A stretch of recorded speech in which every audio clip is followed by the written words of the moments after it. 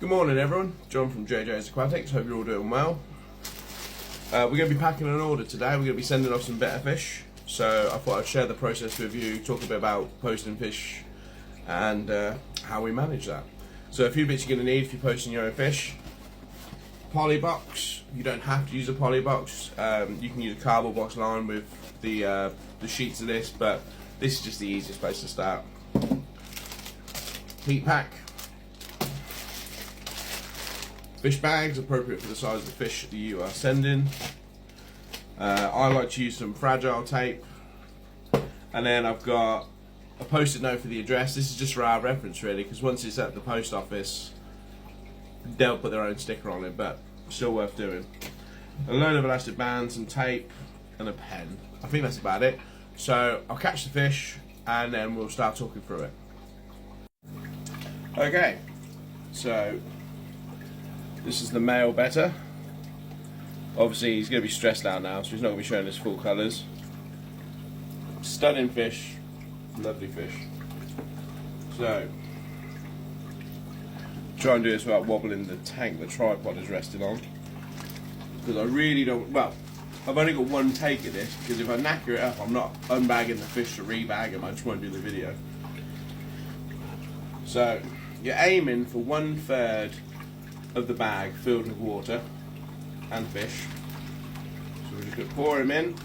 I know that seems stroppy, but it saves all the faffing.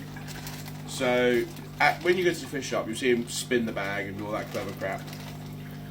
I can't do that. I've never been able to get my head around how the physics works. But what I have got is an airline. So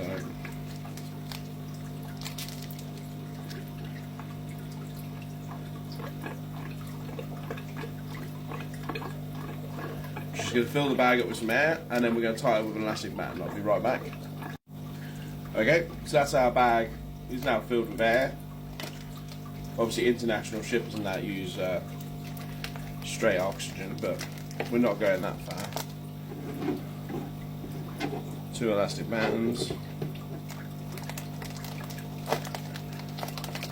The trick is to not overfill the bag, so you have enough left to actually tie the top.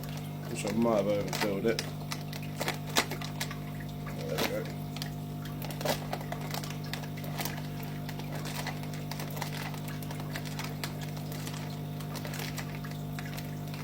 Right, back to the table. Okay, so what we've got there is our male bagged up. So what I'm going to do now, my preference for packing, is I take a second bag, roll it, and then I pop it on the top of the bag we've filled, slide it down. I'll show you in just a second. If you use the end of your pen in between the 2 bags, it just helps draw out the oxygen. That's lovely. There we go.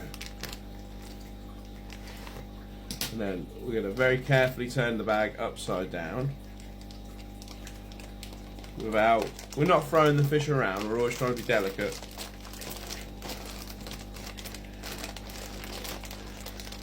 So we've now got double bags. So at the bottom is the knot from the first bag, and at the top is the knot from the second bag.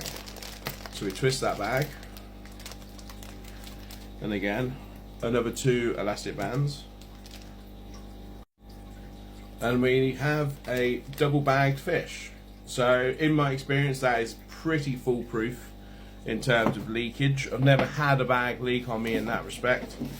So we can pop him in the box, and I'm going to bag up the female the exact same way, and then I'll come back to you. Okay, so there is our female double bagged in the same manner as the male. One thing I should have said is before you start catching fish out, open your heat pack. If you've never used these heat packs before, the way they work is once you've opened the packaging and exposed it to the air, give it a bit of a shake, that's when it starts to warm up. But you want to give it a good 10-15 minutes before you put it in the box, just to make sure it is warming up. So, I'll show you how I put these in the box. Right, excuse me. So in our box we've got our male, our female.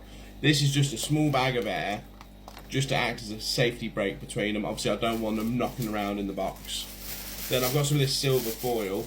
I don't know where you get this from, probably eBay. This just came with a order of fish that I had delivered. So I always like to keep the packaging or reuse it where I can. I'm just going to jam that in the gap. So what this is for is to stop the heat pack touching the bags. Just going to give that another, that's getting warm. Because if the heat pack gets wet, which I've never had the bags leak, but if the heat pack gets wet, it will stop working. So we need to be aware of that and try and prevent that. And we also don't want the hot heat packing resting straight on the bags. So that's our fish in the bag. We've got the heat pot. That's not very good English. We've got our fish in the box. Our heat pack is hot. We're gonna pop our lid on. Now, when you've got, so that heat pack warms to 40 degrees. We don't want the internal temperature of that box to hit 40 degrees. So it's always worthwhile sticking a hole in the box, a couple of holes even. Because we keep, I keep these fish at 22, probably between 22 and 24 ambient, and then obviously during the hot weather it goes up to sort of 26, 27, 28. So we're not looking for 30 degrees, we're looking for just, we want them above, right in that sort of 23, 24 range. So, which will allow for some of the heat to escape, because we don't want boil in the bag fish. So, lid's going on. It's always a good idea, if you're bagging up multiple fish, by the way, once you put a fish in the box, just pop the lid on, because that light, it can scare them. I mean, that female was jumping around a little bit, as you probably saw there. So we want to try and minimise the stress to the fish.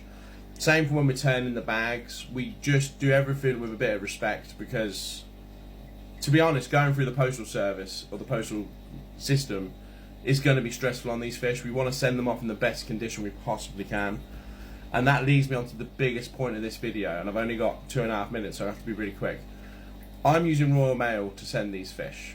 Most people who sell fish will use Royal Mail. Royal Mail is fantastic, but it is not an insured service. And this is where the crux of the issue is, because it costs, I think it's like £25 or so to send with DX, who is an insured courier. So if you lose your order, something happens to your fish, you can claim and get your money back. Substantially cheaper to use Royal Mail, but you cannot claim the money back. So it's up to you as a seller to decide how you're going to deal with that. Now, I'm not selling very much online anymore, because I've got a good relationship with my local fish shop, and I'm going to concentrate on selling them fish, to be honest. Especially as I move up through the licensing process and get myself established as a proper business. So it's important to look into that when you're using a courier service. I'm going to pause this, finish this box, show you what it looks like finished, because I've only got about a minute left. So that's our box finished. Just tape around all the edges across the top, around our seals, not to cover our air holes. Just got to put the label on. Everything's sorted, lovely. I hope you've enjoyed the video. I think this was a good video. I think it's come out alright. I've done it first time, which is rare for me. And if you've got any questions, please put it in the comments. And more importantly, it's a 10-minute video, so if you've made it to the end, stick a comment saying you made it. Because I've checked the analytics on a lot of my videos, and a lot of people don't make it to the end yet. But they will. Anyway, have a lovely day. I'm going to get these guys to the post office. Any questions, thoughts, feelings and opinions, stick them in the comments, and I will catch up with you guys later. This video will be coming out on Thursday, I think, and today's Monday, so hopefully by the time you see this video, I'll be able to put in the comments, fish have made it, everyone's happy, bonza. Right, do well.